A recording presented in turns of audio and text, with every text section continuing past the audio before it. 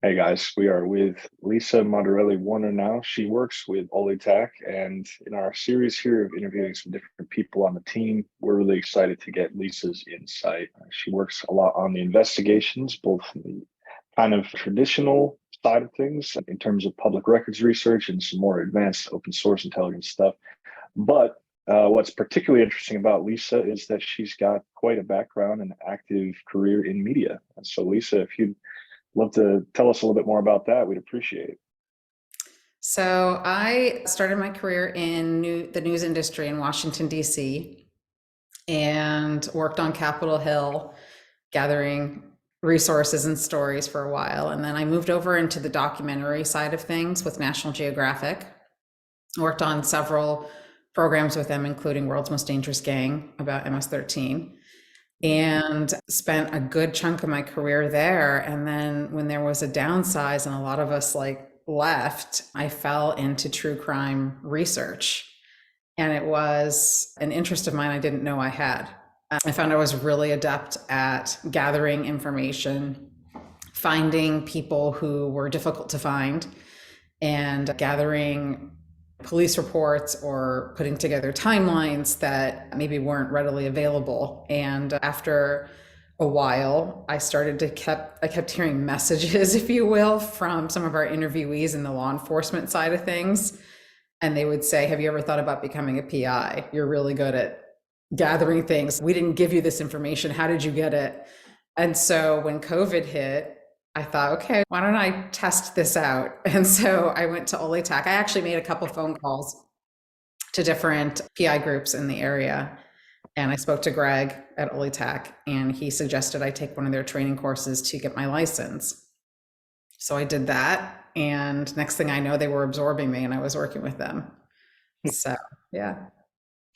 For those of you who don't know, that's also how I originally got involved with Olitech. I became a private investigator, took Greg's course in 2013, and yeah, the rest is history. So this was at the beginning of COVID, and you were going through this process. Since then, you're still working on some of the true crime related stuff. Is that okay? Are you Yeah. allowed to tell us what you're working on right now, or is it? I'm the supervising producer of research for a sister company of A&E Networks.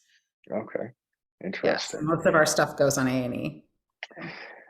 All right. So I have an impression of true crime as a genre, and I'm curious within that if I'm off base here. I'm actually interested in a lot of the documentaries and all of the kind of tinfoil hat stuff, all the way to like, why did this person do this crazy thing? But it tends to be more, I get it absorbed into people who do fraud or who like mass murders and bombings and all that stuff for whatever reason, because of the geopolitical context or whatever is more interesting to me versus I've got some friends who tend to be female. They watch these things that are like, hey, then this guy killed the whole family Yeah. and you never There's an knew. It was SNL an skit about that, isn't there? Isn't there like an SNL I skit don't about that? know. Yes. I haven't seen it. So what is that? Do you find that there is this kind of subset of just it's like senseless domestic violence that is for whatever shocking, and that's a lot of the podcast versus just like overall analysis of criminal behavior? Does your work tend one way or the other? Is this just a misconception? What do you think? Wait, so what do you mean? You mean like Um, females watching it, or that there's yeah, this like kind of okay, interest on so females? Okay. within the like the guy kills his whole family, or there's this bizarre thing where these like serial killers, for instance, have these packs of people who are just obsessed with them, and they tend to be women. Is that a lot of what true crime is as a genre, or do you think it's all crime being analyzed and that just gets the SNL skit?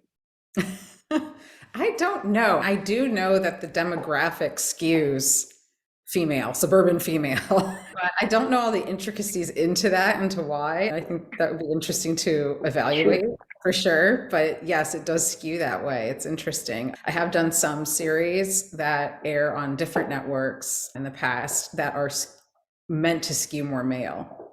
And so it's interesting to see what topics people go to, right? Sure. Based on Sure. how graphic it is or how salacious it is and all of Right. that.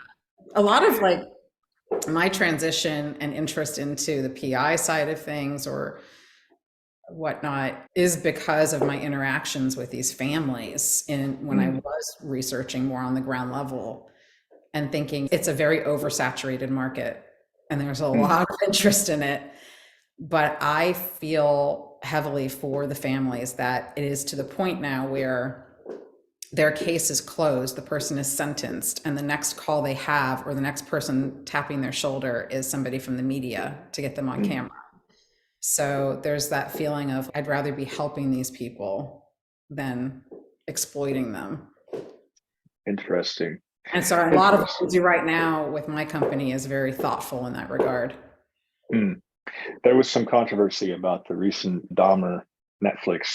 God, what was the Yes. name of the show? I can't. Was it Monster or something like that?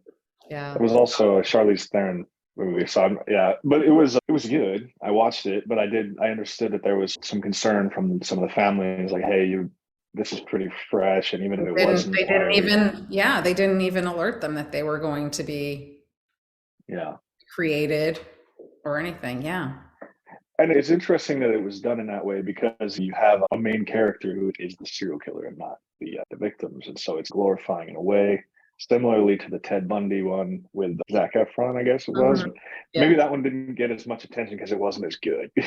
But there was like Waco, Hmm. totally different thing. There wasn't as much controversy about Waco, and that was also, I believe, on Netflix. And that it's not a serial killer thing. It's not as sadistic, weird, but it was a very important and tragic moment in American history, and it wasn't Yeah. received the same way. So it's emotionally charged, I think, when it's so much about people's families and less about like a failure of government. Although there was that piece. So as a Right. PI, do you find that like the types of investigations that you've gotten to work on thus far have been as interesting as your true crime related work, or more practically driven toward like a an economic outcome, I guess, because we do both kinds of work. Right. It's interesting. I'm finding that there are definitely parallels in the worlds, but with the PI side, you have to be much more conscientious about how you're getting about things and the paper trail and all of that. You still need to do that on our side as on the media side as well, but it's a little different. It's Mm, you have to be a little more structured and a little more thoughtful, but I'm finding it's a lot of background checks, which I love, and mm, a lot of digging in. There's been some cases that have been interesting where maybe somebody's not sure of their mother's fiance and they want to make sure they're not getting duped. I find that very intriguing, and I love to just keep digging and digging until I find the answer. Obviously, the topics are very different because what I work with in my day job, if you will, is a lot of murder all the time. And over there is when you talk about what's coming in the future, it's technology, DNA, genetic mm, genealogy. Like I see all of that, but then it's like when I come over here, the corporate side of it and what people need to do to protect themselves and making sure there's no fraud involved in their corporation. Yeah, so right. it's a little different. It's a little more like white collar crime, if you will. Sure. And not that there wouldn't be plenty of, media oriented research for that, but I can imagine it'd be boring unless you're really into like The Big Short, for instance, is a great movie. If you I don't care about financial crime, it's probably a bit of a snooze. I thought it was great. know. um, Yeah, for me, I love just digging and digging until I get the answer, until I get what we need. yeah, you worked in DC and you were doing journalism there, as you said. So was there a degree of digging there, looking for dirt, or was it more reporting on this is what's been said today?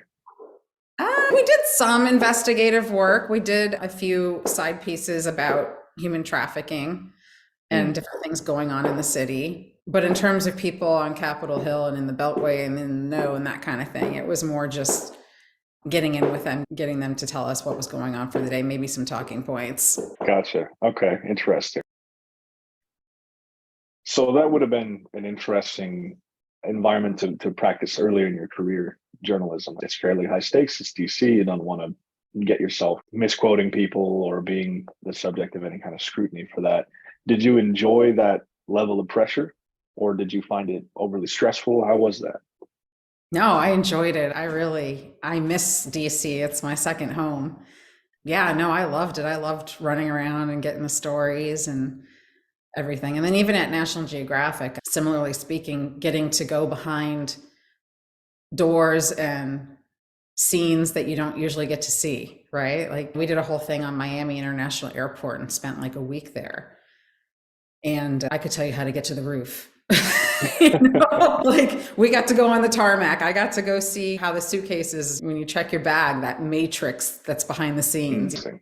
With the gang program we did, going to El Salvador and speaking to gang leaders and gang You members. did. Oh yeah. Okay. All right. We I have did to some talk stuff. about that. I did some weird stuff down there. Like I remember just sitting between two gang members in the back of a van, and then our fixer at the end going, "Oh, they like decapitated someone last week." I'm like, "Oh my gosh!" Good But times. oh, What was the, I guess the idea was to profile them, right? But I haven't seen the show, but I'm familiar with shows like that. I've seen them on like History or National Geographic. So what was the stated intent, the question you wanted to answer by going down there and spending time with these guys? the premise of the series of that particular episode was, are they the world's most dangerous gang? Hmm. And going behind the curtain to see what the gang is all about and how they Hmm. actually function and what's actually happening and the history behind how they ended up coming to the United States and why they're here and how it all started. So it was very intriguing. It was very enlightening. Those are the sort of things that I really thrive on, to be honest. But yeah, it was, and the psychology behind it fascinates me. Yeah. And they're famously pretty visible, right? From the tattoos and the whole kind of demeanor and such, they're certainly not your like quiet behind the scenes organized crime. It's very much like here we are. And yeah.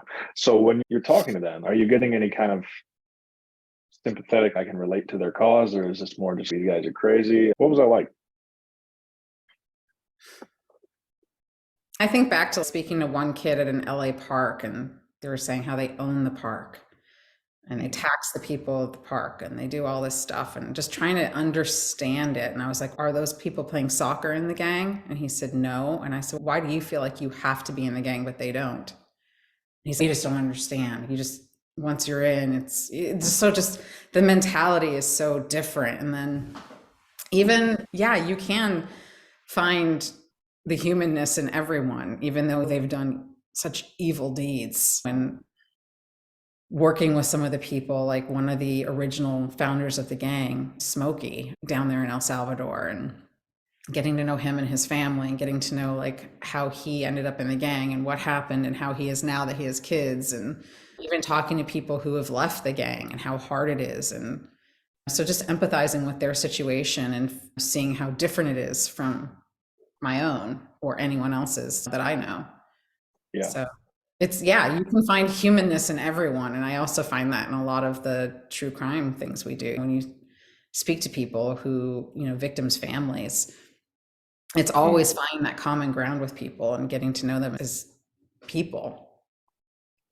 Do you think that kind of that frame of reference, you could probably summarize it as empathy, but from a practical perspective as an investigator, do you think that helps being able to put yourself in the shoes of the other side that you're investigating, the subject of your investigation, even if what they've done is, as you said, it's evil or criminal at least? It's hard. It's hard because you want to maintain a certain Mhm. standpoint. I'm losing the word, but yeah, you want objectivity. Right. You So you need to be professional, you need to be objective, but you can also relate to people on a human level. And I think it's important that when you're in a sensitive situation, and I think that maybe gives me somewhat of a different take on things, is approaching it from, yeah, okay, if I were in their shoes, or just listening and trying to understand their viewpoint. And even if it's not Mhm. my own, you can still relate in some way or find some common ground. And I think it's an important way to get people to open up to you as well. Sure. Um, And from that perspective of also you're looking for information and what would they do if I were them, what would I do? And that's helpful, but also we have to be careful about confirmation bias too when we find a piece of information, not necessarily forcing it into a narrative because we have a preconceived correct. idea of their motives. So drawing that line from a journalistic perspective or from an investigator's perspective, how do you remind yourself to avoid those kind of cognitive biases? I just try to follow the money or follow the path, right? And you just go from what takes you from point A to point B. And when you're speaking with people, I think it's important to take a step back and not always inject yourself, right? So you Hmm. have to just being there, being present, being listening, and not coming in with assumption. Yeah, that's something that I think is really valuable, but also sometimes your client and they're wanting, and they may not even realize that they're wanting to have your success dependent on whether or not you provide something that suits their Right. bias. And so I Right. had a guy once ask me, like, do you believe in the law of attraction? Yes and no. What do you mean? Because I believe that if you believe you'll find something, you'll find something. That's at best confirmation bias. At worst, you're asking me to frame somebody. So we need to be very clear on exactly what I do for a living and what you're asking me to do right now. And that, Right. in those kinds of situations, you're, let's say, from a journalist side and what you're doing in the media, have you ever felt like pressure to portray something in a certain way? And whether that was a coercive pressure or it was more like a heartstrings, you're dealing with the let's say the family of someone who did something evil, right? And you can see this, I don't know, you imagine something awful like a school shooter's mother or something, like those kinds of situations where, oh my God, and you want to be sensitive to their situation, but at the same time tell the truth. Yeah, it's happened when I worked in news. Thankfully, at some places I've worked, there's very strict legal and standards and practices to help Mm. control a lot of that. But there have been situations where I've been asked to, when I was working in news, to go do things or take an angle or take a particular story that had no merit, but it was just to Mm. prove a point. And it's hard to stand up and say, okay, I'm sorry, I think this crosses a line. And I think a Mm. lot of times in my work in documentary side of stuff, it's all about the fact checking. And I did a lot of fact checking and making sure that we are following the facts, that we're not Mm. just saying things because we feel like it's what we want to say or what we want to hear. Yeah. So backing up what we say, I think, is important. And Mm. if we have a client who clearly wants to see something go a certain direction, if everything points the other way, those are the facts. And there's nothing we can do about it. That's just how it is. Yeah. It is always frustrating to deal with a client who's got a specific thing in mind. And that's one thing that I think, fortunately, I learned early working with guys like Greg and Keith. They kind of helped me understand, look, there's, you define a question at the outset and answer the question. You collect what you can and present it and then have a way of demonstrating how you got to that. And that gave me a frame of reference. Okay, this is not so much about my analysis or interpretation, depending on what you're being agreed to from the outset. Like before you get into it, before there's money being dangled out there, this is exactly what the objective is and how it's going to be delivered. So you know what the parameters are. And that's helpful. Now you've been a PI for 2 or 3 years. The pandemic's 2.5 years. flown by. So in the time that you've been involved, how do you think it compares to the journalistic and media side of things you've done in terms of what you expected and what it has actually been? Other than like the breakdown between like the white collar economically driven thing and the more like murdery stuff. There's a different sort of pressure that comes with finding people and information for the PI side for me than the media side, Mm. because you want to make sure you're doing things by the book and you want to make sure that there's a paper trail, that it won't be thrown out if it should go to court, if it should be anything of that level. So there's a Right. certain pressure that comes with making sure everything is buttoned up in a very specific way. So that's a definite difference. The jobs are very parallel that I'm doing, but like I said, this one, it's with the PI. I want to make sure that everything is very Yeah. clean. Right. The procedural side of things is a lot more specific, and knowing that you are potentially going to end up being a witness and having to justify everything that happened and how that was all handled. That is a lot of pressure, right? And you have insurance for that, and you have books, entire books dedicated just to Yes. exactly how you collect that information and Yes. process it. Yeah, and there I are have one some of guys. those. Oh, do you? Oh, Yeah, yes. there are guys in the business who are basically consultants on being an expert witness. Like they're experts at being expert witnesses. And it's a whole, I can't even imagine spending that much time of my life in a courtroom, but for some people it's fun. So to each their own, right? I'm always happy to learn from other professionals. And so I'd be curious what you have enjoyed learning the most, both in the journalistic side of things as well as an investigator. What was that kind of thing where you found yourself, oh my God, look how much time has gone by. It's 3 a.m. I got to get some sleep. Just really brought you in. Oh, it's always finding the unfindable. It's when somebody presents a challenge and says, I can't find this person, or I can't find this little bit of information. Like, I just find myself going down rabbit holes. There was one case where Greg was like, okay, you need to stop now. We're good. I'm like, I can't.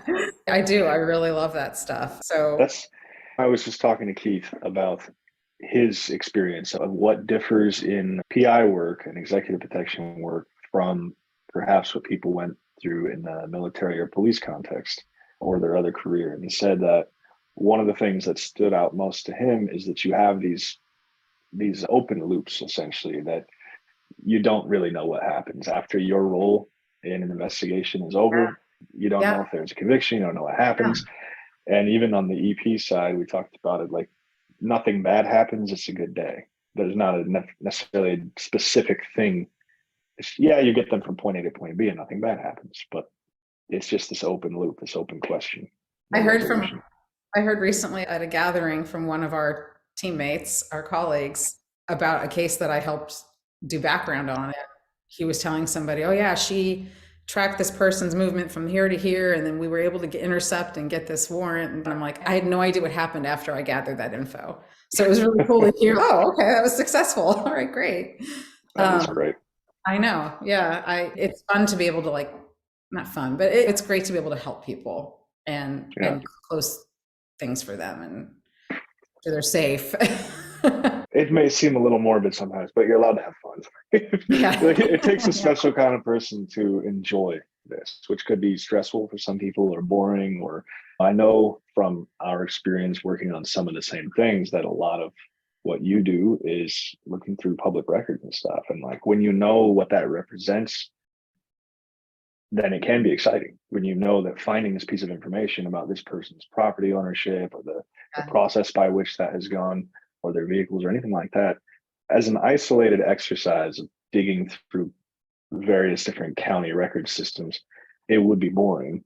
But if you know the significance of where it fits into the story, then it's a lot of fun. It can Yeah, be. Yeah. I think so, but Right. maybe. Well, But I'm it's asking like, interesting because the difference is too is, there's a lot of language difference. There's a lot of lingo to learn. There's a lot of, but also learning that there's these other skill sets that are transferable to the media side that people over here don't even know about. Ways to mm, gather information using JavaScript or digging into reports or, like you said, getting into that open source intelligence in a very different way, using Google in a different way than you typically would. There's so much yeah, out there that you don't realize. that's a great point, and I'm glad you brought it up because I would have forgotten to ask about it. But in terms of the interaction between advertising and marketing tools, open source intelligence and investigations tools and databases, and the journalism side of things, all of that converging in the past few years. You've seen a lot of it because of the situation in Ukraine, but you saw a lot also with the Panama Papers, the election stuff that has happened.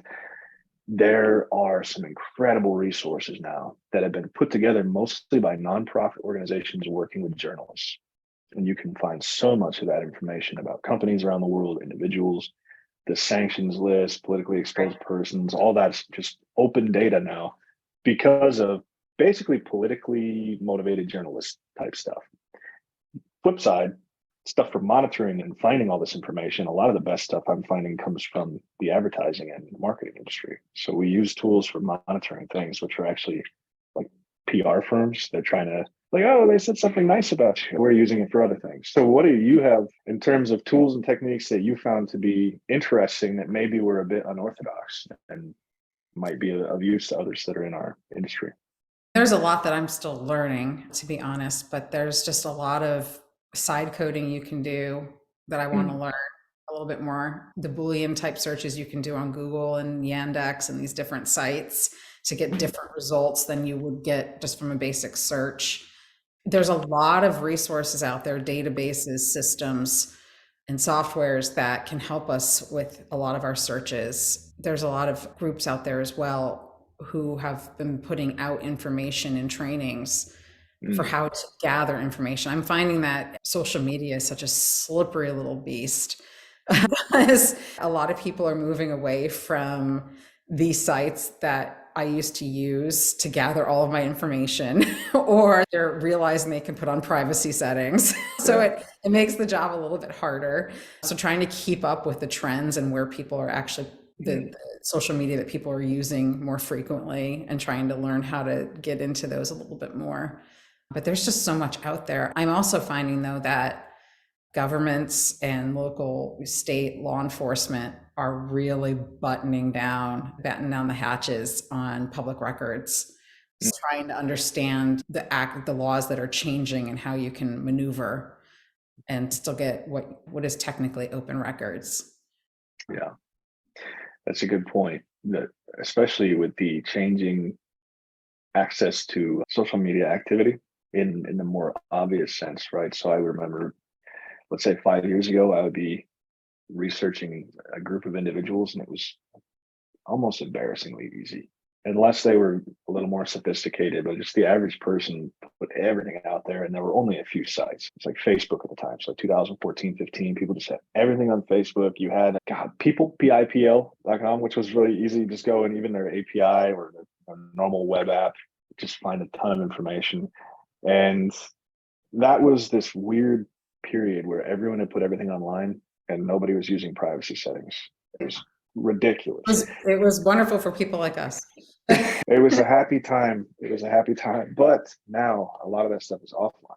And the resources that you were able to use to aggregate it all, they've changed. You had to go and customize things. There have been some tools that have been really good at staying on top of it, but it's not like it was. And at the time, also, Facebook had the graph search thing that was just wide open. You could Right. easily, yeah. So now it's not just that the platforms have locked down a bit, it's also that the users have gone to more private things. People, let's say they're still on Twitter, they're still on Facebook, but a lot of people have moved to more, I don't want to say necessarily niche, but just purpose built things. So if you've got people that tend toward a right wing Mhm. disposition, they're on Gab and Truth Social and Parler and whatever other ones.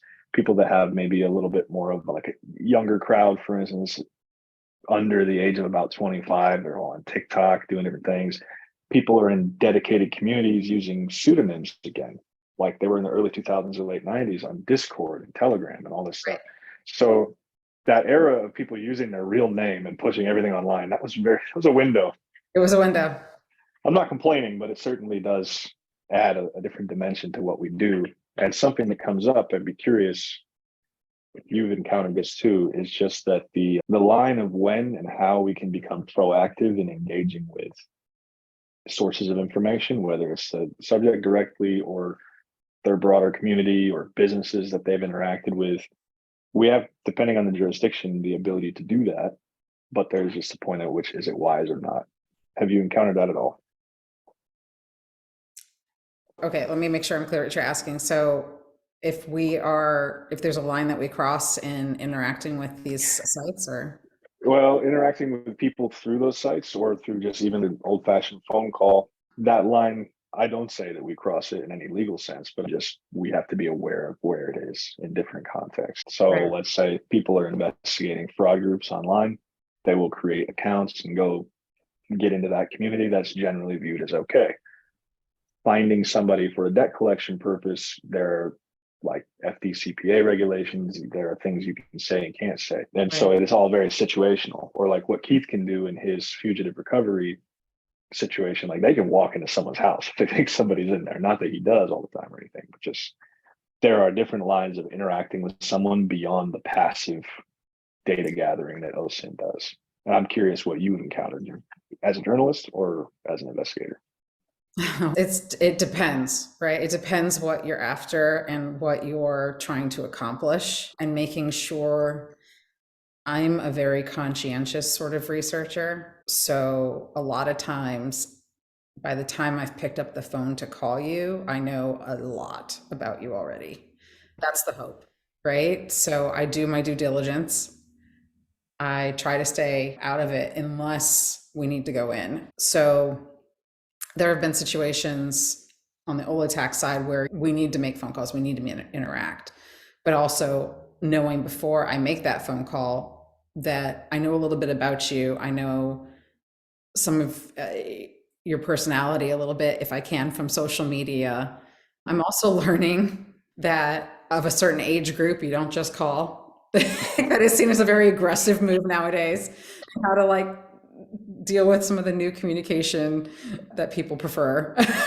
Things that Right. would have before seemed too invasive or too rude are now the way that you're supposed to do it. So just mediating those lines depending on what I can gather about you and your demographics and all of that. But yeah, there are definitely times where you need to protect yourself a little bit more. And if you're not trying to have an interaction with the person, with the individual with whom you're researching or working, making sure your bases are covered and that you are doing your due diligence and protecting yourself.